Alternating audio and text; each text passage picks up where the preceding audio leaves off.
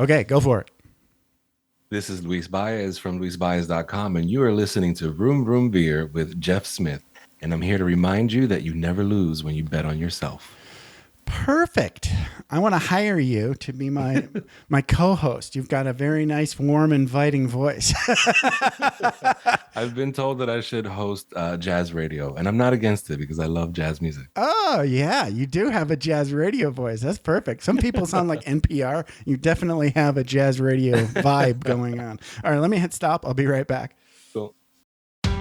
Are you ready to thoughtfully steer away from your revved up, frenzied, and far too often scripted life? Then welcome to Vroom Vroom Veer with Jeff Smith, where he guides you down the road differently traveled by sharing unique experiences with guests who have managed to shift away from a life stuck on cruise control and veered their way into a more authentic and fulfilling one in all sorts of interesting and kind of remarkable ways. Get ready to Vroom Vroom Veer with your differently traveled road chauffeur, Jeff Smith.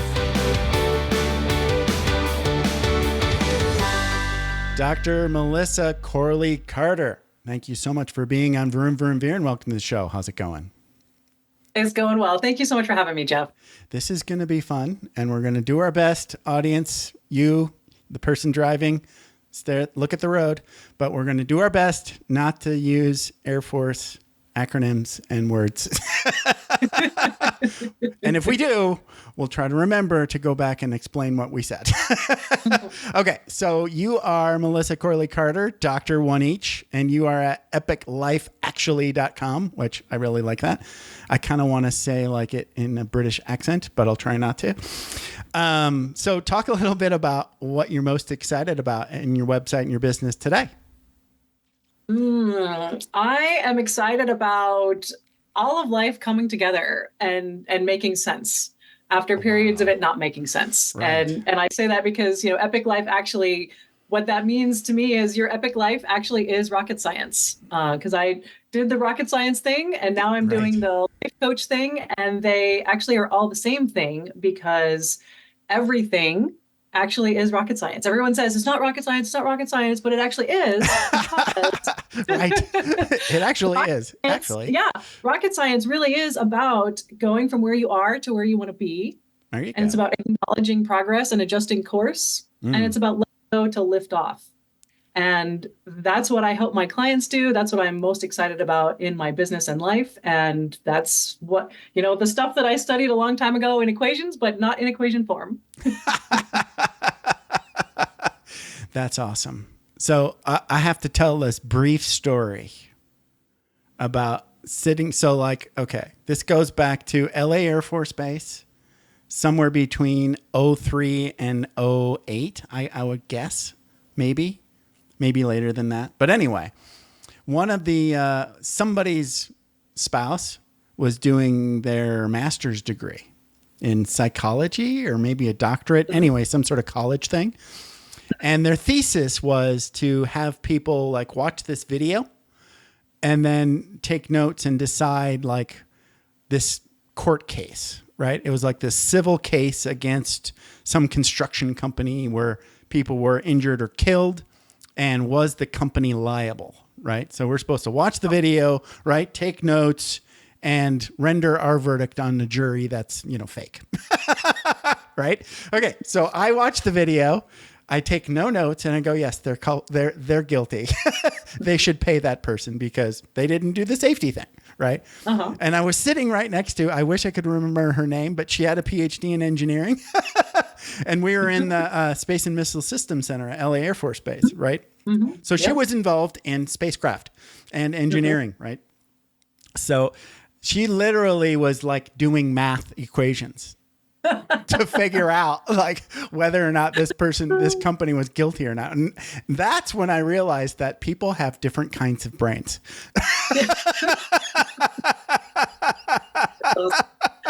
I love it. So where did you grow up, Melissa? I grew up in Dallas, Texas. Oh, wow. Okay. That's a big change. So talk about what was life like for you, your childhood? it was pretty good. I actually have an identical twin sister, so Ooh, wow. Okay. so that was that was an experience. Yeah. We're really close. We're really good friends, and we have a lot in common. We've definitely gone different paths in life, but we grew up together. We were in all classes together until we got a little bit. Well, I guess we were in different classes, but in any case, I actually wanted to be an astronaut since I was in 5th grade. So Wow. most of my early memories are of working on that path pretty much my whole life. Damn. So that was the story of my life for 20 years, actually, starting in 5th grade. So Wow. yeah. It's pretty amazing though that your parents were like supporting that, right? They definitely were. Yeah. I mean, I was lucky. I mean, my parents were, they definitely were of the mindset of you can do whatever whatever you want, whatever you set your mind to. Right. And so that I had a lot of, freedom and support. They certainly emphasized academics. They wanted me to just do well in school, and I did. Right. And my sister you had too. to if you wanted to be an astronaut, right? Yeah. Yeah. Did your little 5-year-old or fifth? Did you say 5 years old or fifth grade? Fifth grade. So, My bad. Probably That's about why 12. I asked. Yeah. 11 or 12. So, But so somebody must have explained to you, well, if you want to be an astronaut, you have to be really good at math and you have to be like a really good student, something like that. I guess so. Yes. And it's funny looking back because I did well in all the subjects, but I was actually naturally better at English and, writing papers. Like I was really good at writing. And so I could whip out a 10-page paper on Hamlet in one night and get an A+ on it. Wow.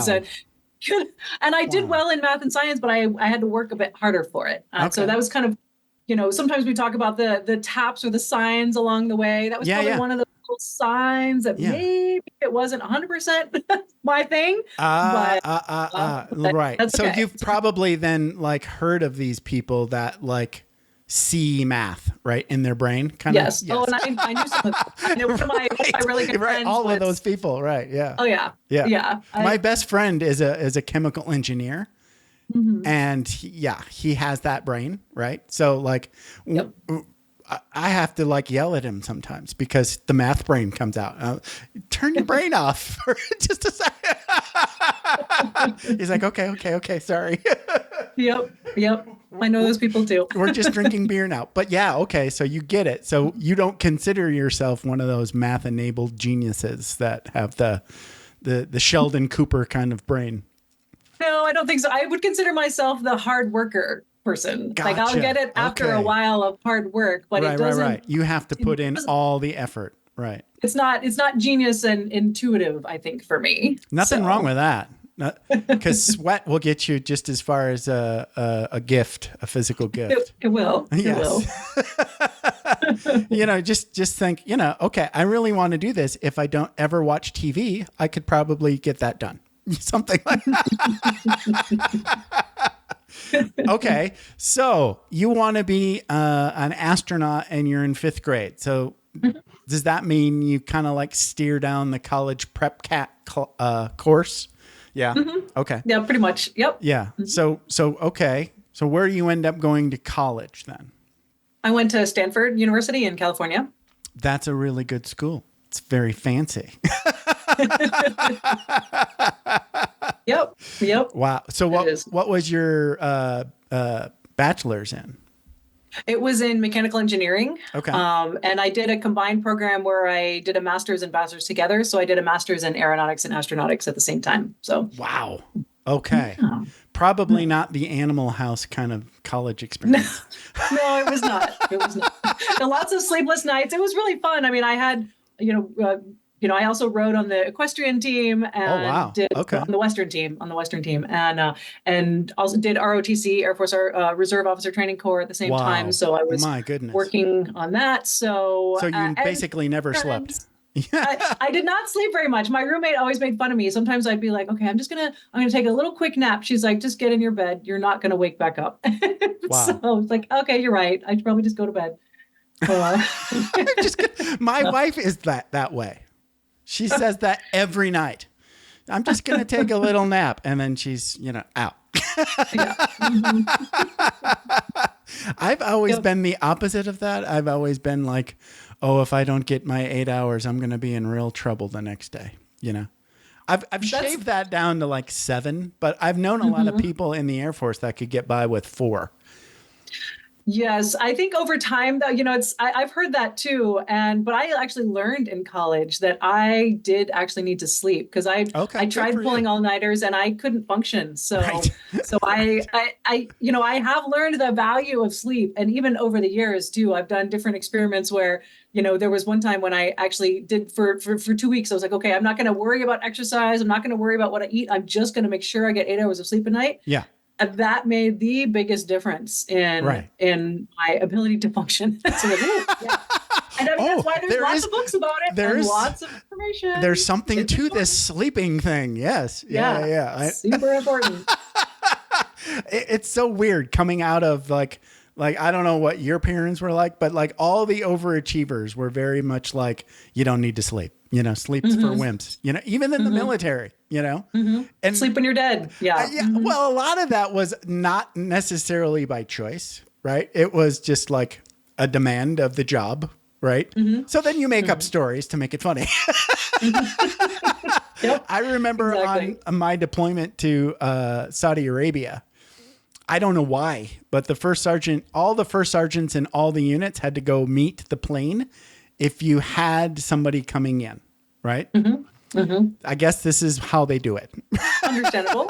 But for the people coming in who are, wow. They need somebody, but, does it have to be the first sergeant or does it have to be everybody? But anyway, that's what they did, right? And for whatever reason, that the first plane that came in, the first sergeant said, "You're coming with me." I'm like, okay. So we get up and, go and meet the plane. And then we're up for how many ever hours. And then we go back to bed and go back to work. And while I'm standing there, right, and I'm not a first sergeant, I'm just a tech sergeant working in the orderly room, right? So not the same kind of, I'm just the guy that, his boss made him go. And I made the joke. I'm like, sleeping's for wimps, right? Because I'm trying to commiserate. And everybody just gave me the darts. You can't say that. You're only doing this once.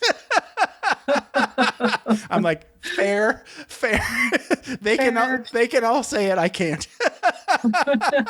I'm visiting. It's their life. Yes, I get it. Yeah. So anyway, okay. So you finish your bachelor's degree at Stanford. Anyway, I've heard so many stories about Stanford. Yeah, good things, right? Yeah. So do you keep in touch with a lot of your Stanford alum? I do some. My college roommate, I stay in touch with. We haven't probably talked in a little while, but okay. But yeah, and actually my sister went there too and also did ROTC. So we did ROTC together, which was really fun. Yeah. And she was in the Air Force too?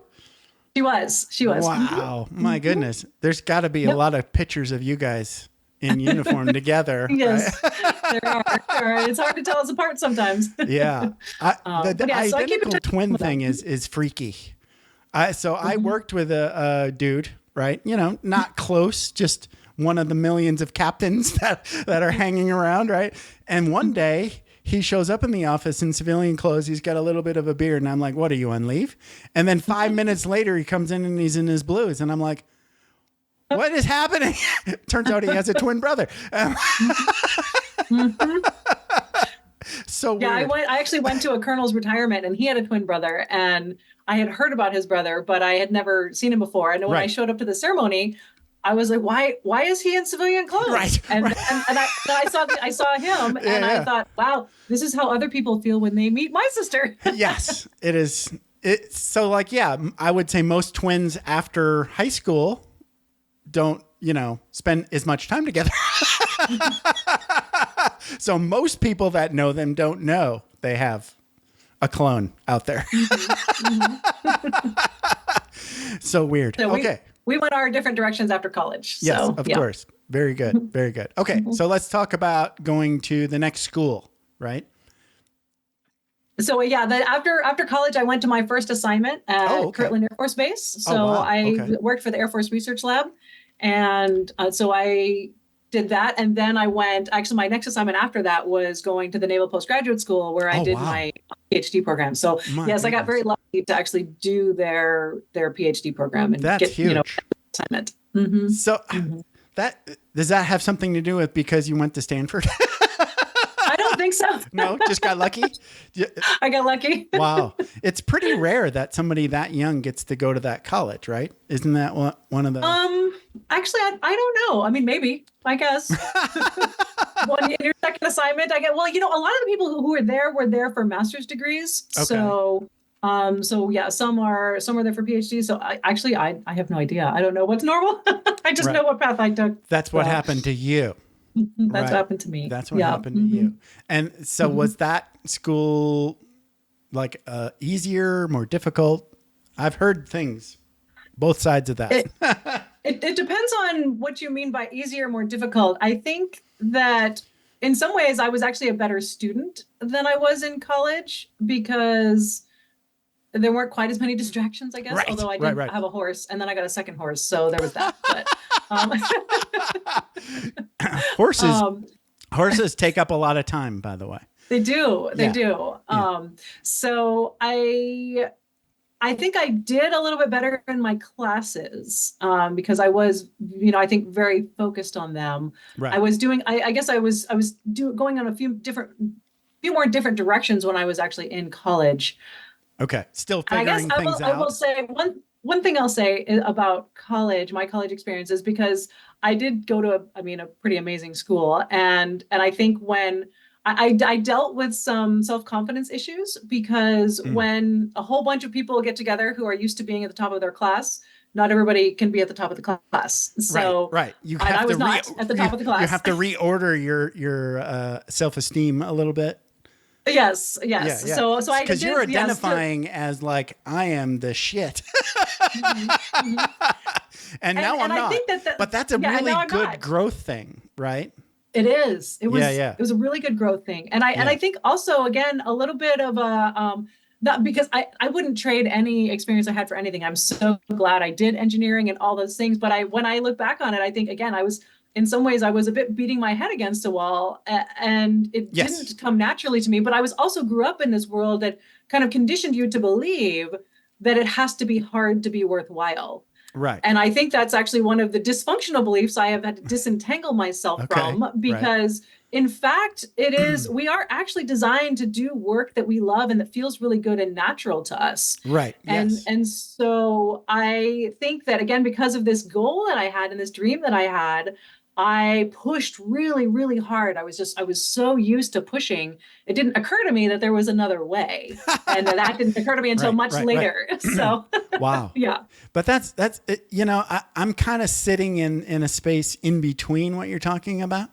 If I had to classify myself as in achievement, I would say I was a reluctant achiever. Like so anything that I achieved was because somebody was behind me going, no, you can do it. Right. And I'm like, can't I just go sit on the couch and drink more? Yeah. Right. So like, I always had this, it was a weird combination of Protestant work ethic that you sort of absorb growing up in the Midwest. Right. And, being Lutheran, right. If somebody tells you to do something and it's your job, go do it. And it's not like I wanted to, it was just in my brain that was required. Right. Right. So you work hard and then you get beer and have fun. Right. Or, sit in front of a fire or whatever. Right. So there's work time, take it seriously, have fun doing it. And then there's fun time. Right. But never, I didn't have a lot of achievers or, most of them, like my dad worked in the same factory for like, until he retired for like, whatever, Social Security retirement. Right. So it's like, he was just surviving, Right. Yeah. And I think that's where most of our generation comes from. That's what our our grandparents or grandparents, right. Yeah. That's what they were taught to do. And so when, the new generations come along and switch jobs every couple of years, the older generations are like, no, you can't do that. but there's so much more that's possible now. Right. Yeah. So, but it's interesting. So while you were in the second school, you were kind of like feeling this, like like questioning the move of the dream? I think I wasn't questioning it yet. Okay. I was Okay. definitely still going down the path. I will Right. say that my school things, again, I loved the people I was in classes with, and I loved most of my classes. I will say I didn't 100% love my research, and I wanted a PhD, and I will confess that I didn't really care what I got it in.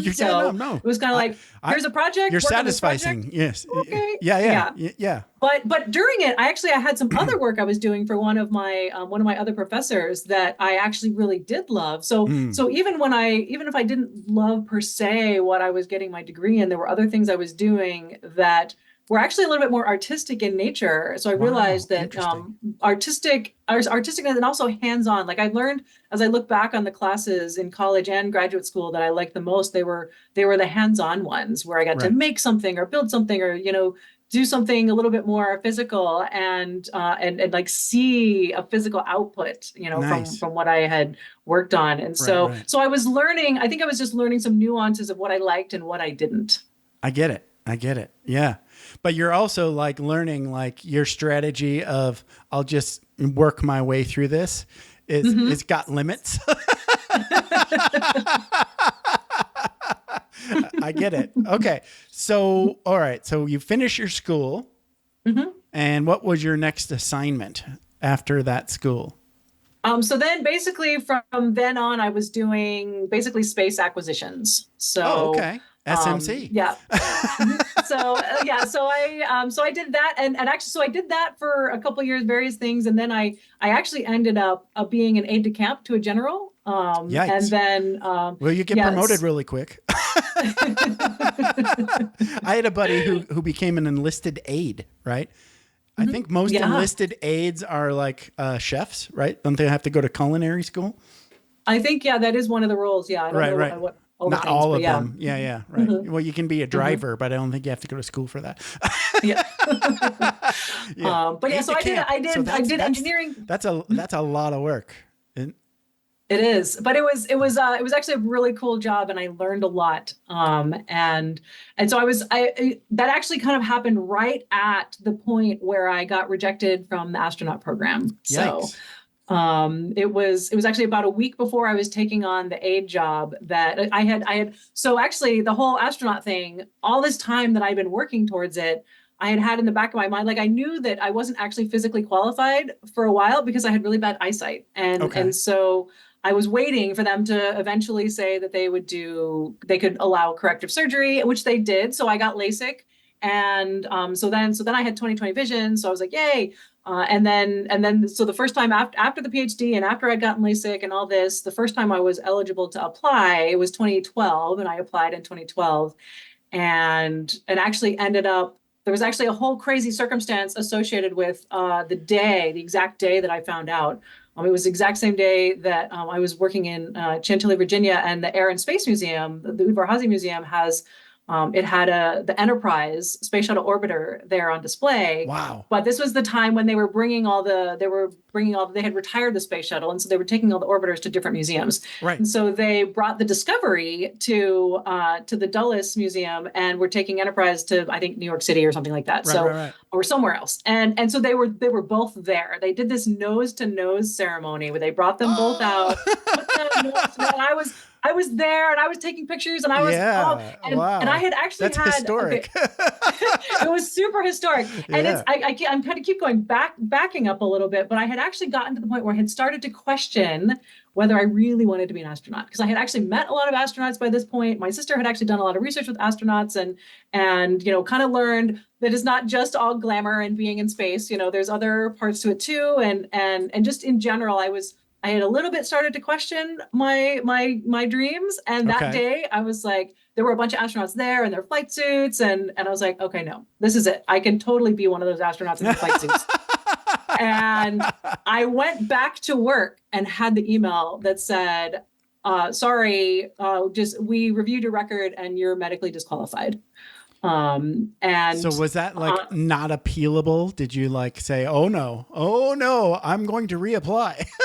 Well, when you are active duty, you have to go through the military's board. So Oh, I had wow. actually Okay. applied through the Air Force program. So you can't just apply like as a civilian. So Okay, I had gotcha. all the Air Force people, I had been one of the So ones the forwarded Air from the Air Force Force to said NASA. you were disqualified. And actually, the Air Force did not. The Air Force Oh. sent me forward. Oh, wow. But NASA said then NASA for the military applicants, NASA I think checks the medical records first. So I had passed the flight physical, like I passed all the physicals and stuff. Right. And then NASA looked at it, and I didn't know until the next day. So the entire night, I like cried all night, had no idea what I was actually medically disqualified for. Didn't actually occur to me that it would be my eyesight because duh, that was 2020. And it turned out the next day when I got more details, they said that my eyesight before LASIK was so bad that I was disqualified anyway. So I actually went back. I went back and I found in some fine print somewhere that said something like, if it was ever more than like -8, don't bother.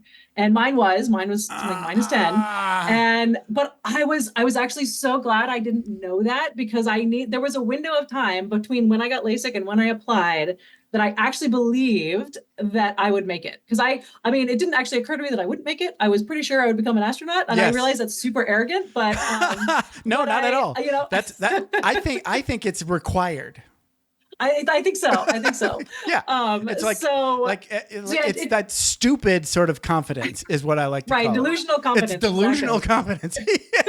Nothing wrong with that. You need it. No, it's no, required. It's super helpful. Yeah. So I had that window where I literally believed it, and I decided that I really needed that window. So I'm really glad that I had not found this fine print until after the fact. But it was devastating in the moment. So that was a yeah. that Then you're adrift because since 5th grade. Ouch.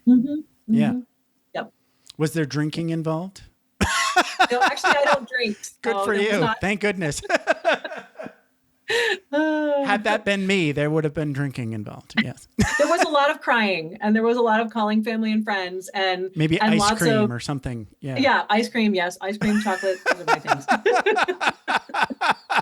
Lots of chocolate eaten over the years. Understood. So yes. So whenever I would say beer, you'd say chocolate, ice cream. Okay, gotcha. Exactly. Okay, yes. Understood. Yep. Or Popeyes, maybe. Oh yeah, I actually came to that later in life too, but I do like Popeyes and Chick-fil-A. One of the funniest things I've ever heard was Chris Rock was like talking to Jerry Seinfeld on his other show, the comedian's car getting coffee, and and Jerry asks Chris Rock, "Have you ever had Popeyes?" And Chris Rock is like, "Popeyes is too good."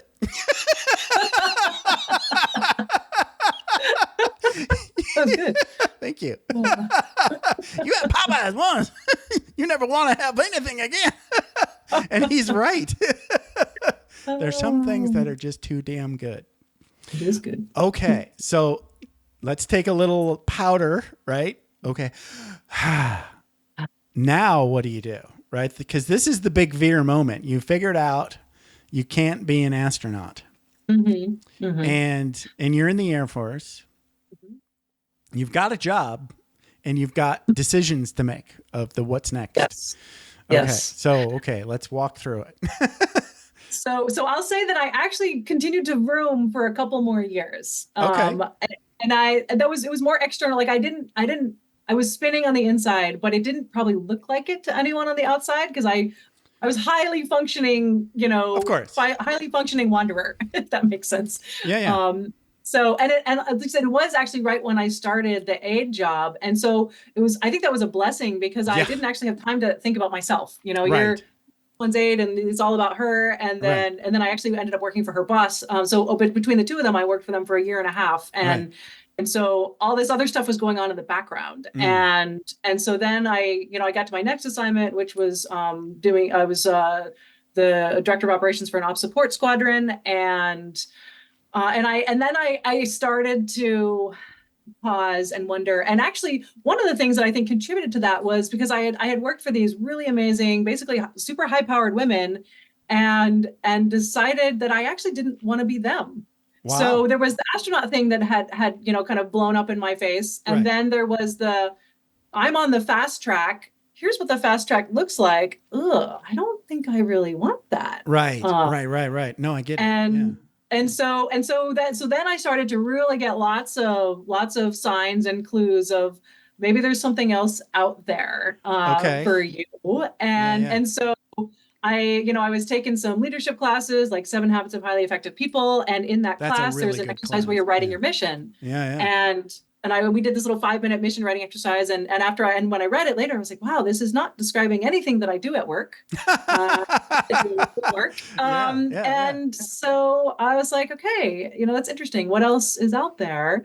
And actually I took a lot of these classes. I realized I wanted to be the person at the front of the room teaching those leadership classes and kind of personal development classes. Right. And so during this time, it turned out that a whole bunch of Air Force Reserve positions were coming into my organization, and I ended up actually leaving active duty on the engineering acquisitions track and switching over to the reserve, where I was able to kind of jump into a position teaching leadership for the same organization that I had taken all the classes from. Wow. That was amazing. Yeah. And then as a reservist, I was part-time. And so I was investigating, life coaching. I ended up getting certified as a life coach and starting my own business. And so I was entrepreneuring, for in my civilian life and teaching leadership in my reserve life. And they meshed a lot. Like I got to use what I discovered I was most passionate about in both arenas, and have been evolving that in many ways ever since. And so it's been a truly amazing journey that I wouldn't change. You would have never predicted it ever. Yes. And that's the main thing. That's actually one of the big things I help my clients with is finding the gift in challenging circumstances and recognizing that your life path goes back and forth and up and down, but it is leading you straight towards your dream. It's like that country song, God bless the broken road that led me straight to you. I feel like that's literally what we all experience in our lives. Yeah. So that's at some point, like I started trusting the changes. Mm-hmm. Right. Mm-hmm. Yeah. I think that like after you've cried into beer, ice cream, chocolate so much, right? I think that's important too. Don't let that go. Oh, right? yeah. Like when you've got a goal and you just realize that dream got you to where you are now and you needed that, but oh, by the way, you're not doing that. Surprise. That's the way to look at it, right? It's not like, oh, woe is me. Who am I now? I think everybody kind of has to go through that a little bit. You go through the identity crisis, of course. Right. Right. I actually worked with Chief, who got to her 30-year mark and, had to think about, what do I do if I don't get to wear this, And she went through it. Like I saw it for like more than a year, where she was like, I don't know what I'm going to do, Jeff. And I was like, you're awesome. You can do anything you want. You don't need the uniform. She's like, I love it, but I got to do it. She ended up getting one of those ROTC commandant, kind of like where you get to keep wearing the uniform. Yeah. Cool. And that's like, you can wear that uniform forever, right? I don't know how long those jobs can last, but I'm pretty sure they can go as long as you want them to. That's cool. That's cool. Good for her. That's awesome. ROTC. Right. Yeah. That's right. I was like, okay, you don't want to take it off? Don't. Yeah.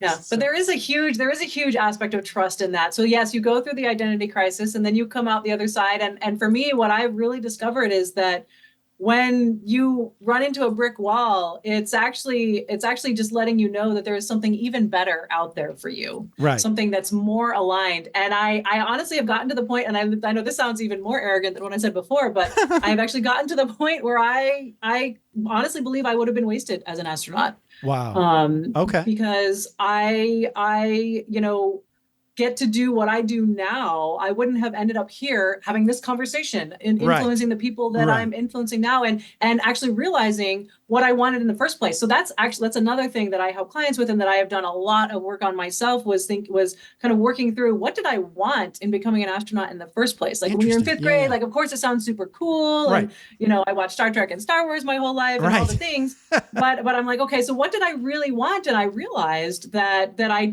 feel like I've always had this kind of intuitive knowing of being spiritually connected to the universe. And wow, I that's awesome. wanted to yeah, and I feel like I wanted so the reason I wanted to be an astronaut came and talked to my class, and so I think I think I wanted to inspire people to greatness the way astronauts had always inspired me. And I think the third thing that really inspired me about it is that concept of universal harmony. Like the astronauts, they go up in space and they say they look down on Earth and you can't see any borders. It's like one global unified world. It is literally one thing. Yes. It is one little blue marble. That's right. The blue dot, the pale blue dot. Exactly. And so all of those things, I actually get to do all of those things every day, and I didn't need to be an astronaut for that. Right. So it's like finding the goal behind the goal, or what it is you really wanted in the dream. There's a million ways to do that, but it's like when this one specific thing, if you're so focused on the one specific thing, then the only way you can achieve that is by doing the one specific thing, and there's a million things that can get in the way of that. So, but if you know what you really, really want from it, there's so many different ways you can achieve that. Yeah. And just look at basically that goal got you to Stanford. And then it got you to, all of those amazing assignments in the Air Force. Yeah. So it's a blessing, It's it is. But a blessing. Turns out the eye thing was probably a blessing too, because you probably didn't want to be an astronaut. You would have got there. Like, how many astronauts get to be an astronaut and go, I really don't like it, Well, actually, it's funny because my sister did some research and got to interview a lot of astronauts, and one of them had the coolest perspective. He said that because when you apply, then there's like a long waiting period. So you obviously you have some other job usually, and he said, you should be doing something that you love so much that when the call comes in that you've been accepted, you actually have to question whether you want to do it. Oh, wow. That's a good answer. So, and I was like, wow, what a great perspective. Yeah. And it really is, because, honestly, so many people apply for so few spots. It's not guaranteed. Right. So it's like, love your life. Don't do stuff just to check a box, but do stuff that really lights you up. Yes. And sometimes we do things to check boxes. There's nothing wrong with that. But don't you're checking the box. Don't make that your passion, right? If you're checking a box and you're aiming at what you think is your life dream, then you should be questioning. Yeah. Because we all have to check boxes. I remember many especially like Air Force officers saying like, now Jeff, we don't need you to overachieve on this task. Because it's a lot of times, like the enlisted mentality, when you get an order, you just want to kill it, But sometimes that's not the answer, right? Get us to 90%, and show us what you got, Yeah. Usually your 90% is way better than anybody else's, but we're not going to tell you that.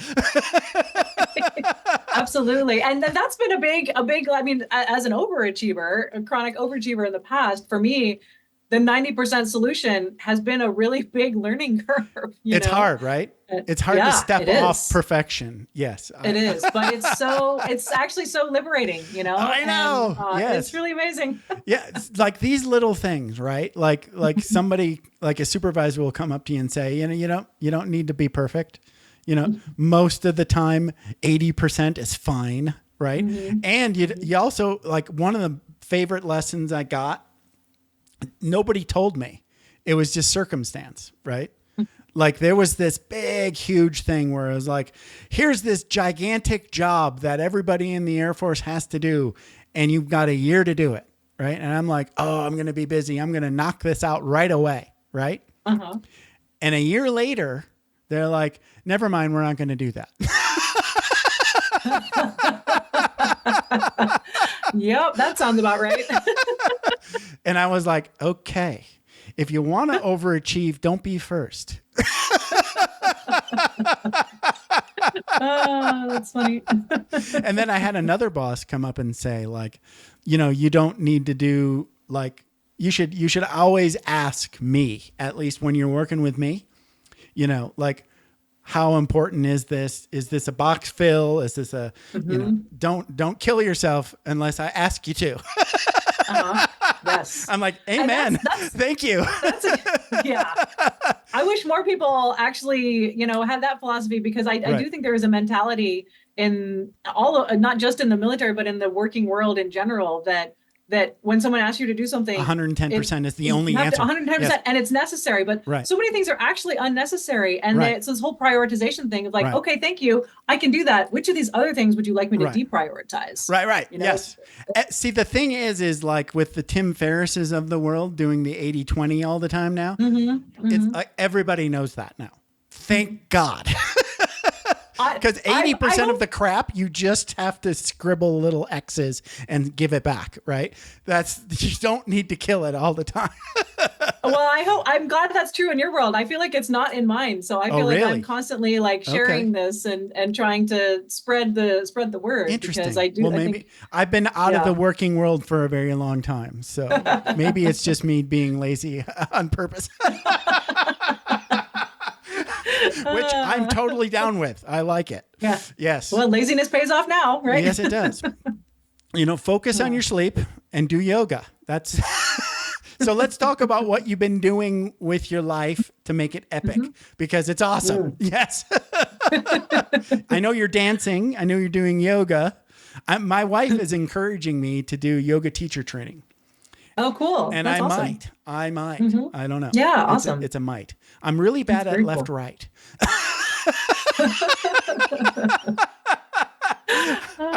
Anyway, everybody doing yoga is usually pretty chill. So I could probably get away with it. Yeah. Cool. Okay. So you talk about, I know you're doing yoga. I know you're doing dancing, marathoning, traveling the world. So let's talk about all the fun things you're having. Yeah. So a lot of that actually went on in parallel with the whole astronaut journey. So I did run a marathon on all 7 continents when I was still in astronaut mode. I wanted to be the first person to run a marathon on all 7 continents and on the International Space Station. What? Okay. Because actually, Sonny Williams actually has run a marathon on the space station. And so they have done that, which is a little bit crazy, but anyway, so yes. That's a little bit crazier than the guy that stayed up there for a year. A lot of people have done that. Really? That's not a thing. I say a lot. I mean, obviously in the big scheme of things, not very many. I thought it was just that one twin that did it for like a study. Yeah. Because a year is a really long time. It is a really long time to not smell things. My God. Yeah. Anyway, yeah. But yeah, so I did a lot of running. And so I haven't run a marathon in a while, but actually one of the big things that again, kind of getting in touch with my artistic side and my writing side, I did end up writing a book and actually making a coffee table book. Wow. Because I had taken a lot of pictures on all of my travels. And so I did create this coffee table book called Running the World, Marathon Memoirs from the 7 Continents. And so I talked about the journey of the continents, but then because it was actually happening in parallel, actually the year that I got rejected from the astronaut program was the year that I finished the 7 continents. So it was kind of like one big goal got a little bit squashed and the other big goal like completed massively successfully. Yeah. And they, so there was that kind of parallel. And as I reflected on the path of the marathons, I was like, wow, they kind of paralleled the path of my life development and kind of what I would call my spiritual development. Wow. And so I kind of poured all of that into the book as well. And so it's a spiritual book with pictures. Yes. I love it. That also speaks normal human. So it's very not accessible. In parable. No, it's not. No, I speak in very, what I would call accessible language. It's very easy to read. Gotcha. And hopefully fun. I think it's fun, obviously. Yes. And then actually what I did after that was made this card deck. So kind of a wisdom card deck where it basically has 56 pictures from the book that have pictures on them and then messages. So I actually kind of dove in a little deeper into some of the messages of the photos and messages of my journey, basically kind of, collected all of my life wisdom that I've gained and put it into this card deck. And so that actually just came out last summer. So just kind of being on the path of coaching, making an impact on people and also getting to create and do things I love and then have the things that I create make an impact with people has been just, epic in and of itself. It's been really, really rewarding and phenomenal. So are you doing like life coaching too? Yes. Mm-hmm. Okay. Mm-hmm. So like one-on-one group, all that stuff? I'm doing one-on-one. I have toyed with doing some groups. I would like to eventually do groups, but at the moment I'm doing with one-on-one, and it's really, really cool. I love it. And I'm also doing some coaching in my Air Force Reserve job. So Oh, wow. I get to do what I love in every aspect of my life. It's awesome. So what are you focusing on your coaching practice? Like, are you doing like finding yourself, spiritual stuff, or I don't know, because there's so much you can do as a coach. There is. So my big things are like kind of reclaiming your power, owning your awesomeness, and taking giant leaps of faith. Okay. So, oh wow. So I mean, if that we could boil that down to self-confidence, if we want to. Right. But really about recognizing how much power you have over the course of your own life. I think a lot of it's easy to get stuck in victim mode, or just kind of being like, oh well, I have to do this job because I have to pay these bills, and I don't get to do what I love until I retire. And just this sort of conditioned story that we hear. So it's like, okay, no, how much power do you have in your life? And then also really, really reflecting back to people their greatness, because I think a lot of people struggle with recognizing how actually awesome they are. And, I hear people's stories and I'm like, wow, that's super amazing. And they're like, oh, that's just normal. And I'm like, okay, but it's normal for you. But people have this tendency to assume that if something is easy for them, it must be easy for everyone else. Totally true. Which is not true. And that, conversely, they also assume that if something is hard for them, it's easy for everyone else. So it's like, you can never win, right? Like everyone else is smarter than you and all this stuff. But if you're good at something, everyone's good at it. So I don't know where that thought process comes from. It's true though. So I work on that. You're right. That's like, I hear that all the time on this show, right? You did what? Right. So that's no big deal. I did it. It's like we always downplay awesome things that we do. Yeah. Right. Yeah. So some people are objectively awesome, such as yourself. I thank you. You've got the resume. It looks awesome, right? So you just happen to also be awesome, so that's good. And I think everyone has awesomeness all within them. Totally. So, yes, it's totally true. So like one of my spiritual lessons, I don't remember what book it came out of, but they were simultaneously agreeing and disagreeing with this idea that everybody's special. Right. So like nowadays, like kids in school, everybody gets like so I get it. The trophy. There should be pushback against that because that's wrong.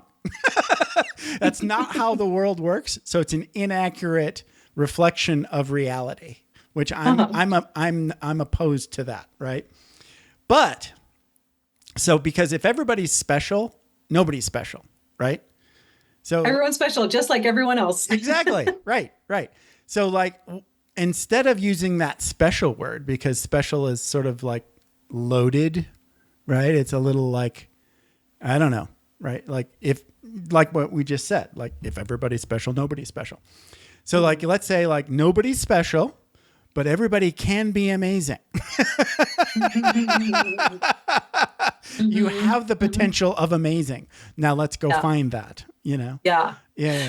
And that's it, because it really is finding your uniqueness, finding finding the niche that you came to this world to fill. Yes. That doesn't have to be the same traditional path that, our grandparents did that we were talking about earlier. And so finding your unique place. Everybody has something amazing to contribute. And is it? And for me, a lot of that is like, it's literally the energy of you being you, following your passions. And while that also can induce another layer of stress of like, I don't know what my passion is. Okay, relax. It's okay. You don't need to know. It's not hiding under the next rock or behind the next tree. Right. But it's really about just like, seeing what you really do enjoy and delight in, following that. What is it you actually are really good at too? And finding the area where all that stuff kind of comes together. I love the dance moves too. So yes, you're like always dancing. Were you like always this? I think there's a brain type that I can't remember what they call it, but like you have to dance to think, like kinesthetic. That's really funny. Actually, no, I was not. And I actually did some dancing. I did a little bit in college and then mostly in my first assignment in Albuquerque. And so I did, swing and country and all these different kinds of dance. which were really fun. I loved it. But I have gotten to the point now where I'm like, I actually don't like go out dancing on the weekends or anything, but I consider it a daily dance with the universe. Yeah, so yeah, I yeah. am always dancing with the universe at this point. Just moving, And- right? It's Mhm, it's less about It's just Yeah. the fact that you're enjoying the fact that you're an embodied Yes. spiritual Yes. creature. Yes, exactly. That's amazing. Hey, Yeah. we've already done an hour. Can you believe it? Awesome. Great. So let's talk a little bit about epiclifeactually.com and how people can best get in touch with Dr. Melissa Corley Carter. Awesome. Well, that is my website, epiclifeactually.com. That's the best way to kind of reach, see everything that I'm doing, all the latest things that I'm doing. I am also on Instagram, Facebook, and LinkedIn at Melissa Corley Carter. Instagram is my platform of choice. I like that one the most, probably because it's so visual, and I like photography. Aha. I like creating graphics and things like that. But anyway, so Right. but yeah, my website is the best way to get in touch with me. This has been a blast. So for Instagram, I've been making these little clips. So I'll do a little video clip. It'll be audio only, but Okay. there'll Yep. be moving things on there. Right. Thank you. Awesome. All right. Thank you very much for hanging out with me for about an hour. Thank you, Jeff. I really appreciate it. That was super fun. All right. Talk to you later. Bye-bye. All right. Bye-bye. Thanks for taking the time to ride along with us on another episode of Vroom Vroom Veer. For podcast info and show notes, be sure to head over to vvveer.com. That's VVER.com. Man, that's fun to say. And we'll catch up with you next time here on Vroom Vroom Veer.